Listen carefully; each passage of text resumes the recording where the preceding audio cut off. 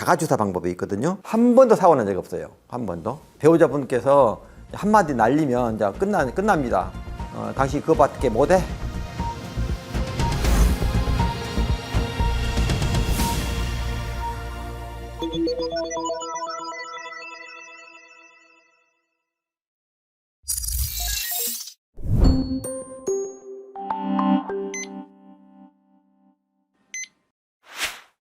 발기부전은 이제 경구용 발기부전 치료제는 1차 치료에 실패하거나 그러니까 효과가 이게 성공할 확률이 60, 70%니까 한 30% 내외에서는 실패하게 되죠. 효과가 없는 그런 환자군.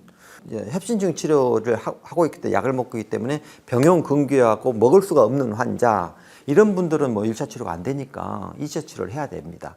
2차 치료로서는 이제 음경 해면천에 발기 유발제 자가주사 방법이 있거든요. 이제 주사를 하게 되면 발기가 되는데 이것은 용량 의존적입니다. 우리가 그래서 이런 환자분들이 2차 치료를 할 때는 환자분들한테 용량 결정을 먼저 해줍니다. 이게 환자마다 다 달라요. 그래서 환자분들한테 여쭤봐요. 몇 분 정도 발기가 원합니까? 나는 30분? 1시간? 그러면 그게 거의 맞춰줍니다. 그 용량을 찾아줘요. 환자분들한테. 그리고 난 다음에는 병원에서 맞고 할 수 없지 않습니까? 그래서 자가주입을 해야 되기 때문에 환자분들한테 교육을 합니다.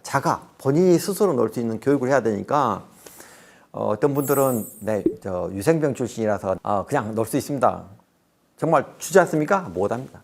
왜냐하면 그것은 또 약을 또 섞어야 되고 또 그 부분을 성게에다가 또 넣는 부분에서 피할 부분, 넣어야 할 부분 그 부분들 이렇게 교육을 시켜야 되기 때문에 그런 부분들 그래서 저는 이제 그 처방할 때는 환자분 여쭤봅니다.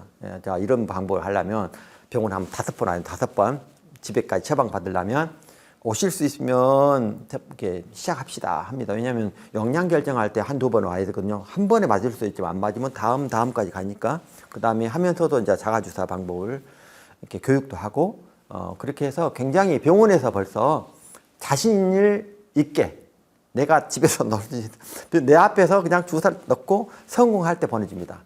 한 번도 사고 난 적이 없어요. 한 번도.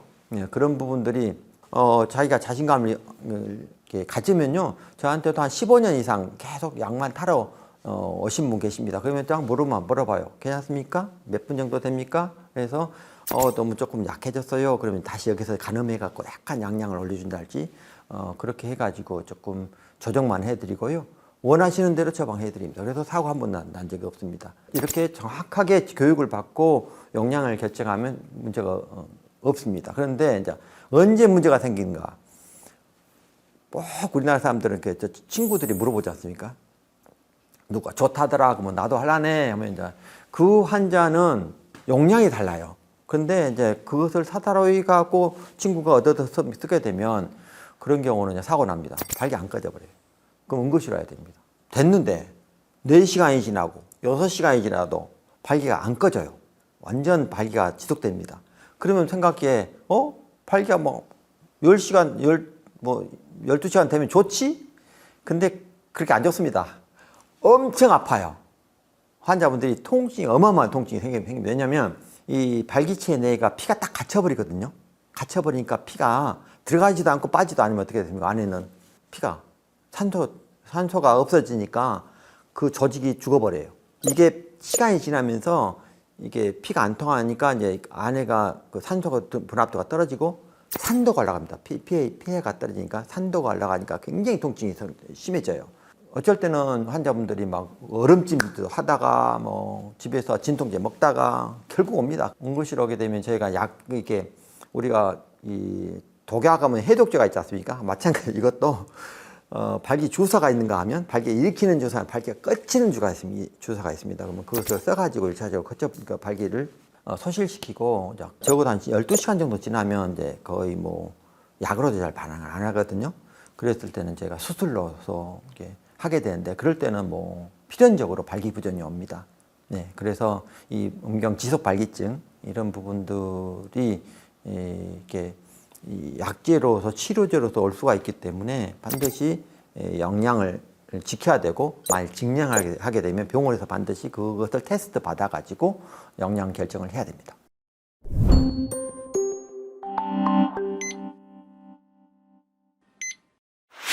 자, 2차까지 이제 하다 보면 또 이렇게 효과가 없는 경우가 있어요. 그럴 때는 이제 마지막 방법입니다. 음경 보형물을 삽입합니다. 음경에다 뇌에다가 실리콘으로 된 보형물을 이렇게 삽입하게 되는데, 그것도 이제 종류가 좀 다릅니다.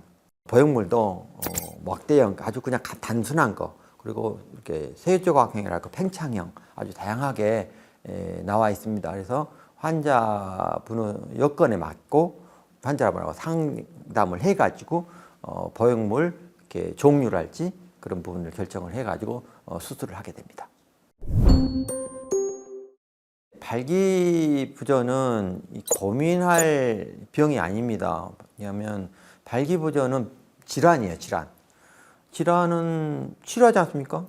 예를 들어서 고혈압 환자가 고민합니까? 병원에 가고 치료받죠. 마찬가지입니다. 발기부전이 있으면 병원에 오게 되면 저희가 원인이 무엇인가를 일단 찾게 되거든요.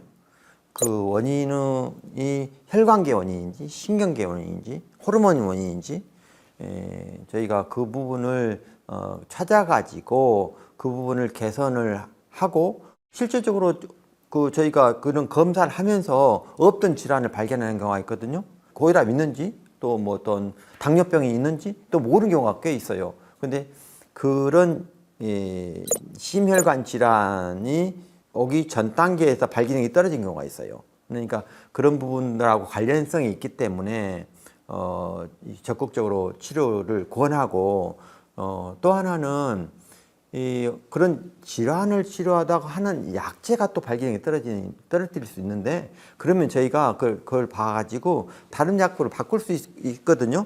그런 약제를 찾아가고 바꾸면 약만 바꿔도 좋아져 버립니다. 또 하나는 이 발기가 내가 안 된다면 사실은 벌써 걱정이 생기잖아요. 내가 안 되면 어쩌지? 하는 초조, 불안 하는 부분들 그런 부분들이 또 이제 만일 그 이제 배우자분께서 한마디 날리면 이제 끝납니다. 당신 그거밖에 못해? 하면 끝납니다. 그걸 끝입니다. 끝. 그러니까 그러면 너무 큰 상처를 받아버려. 그건 트라우마 생겨버려요. 트라우마. 그렇기 때문에 그래서 병원에 와가지고 상담을 받고 이제 적극적으로 치료를 권하고요.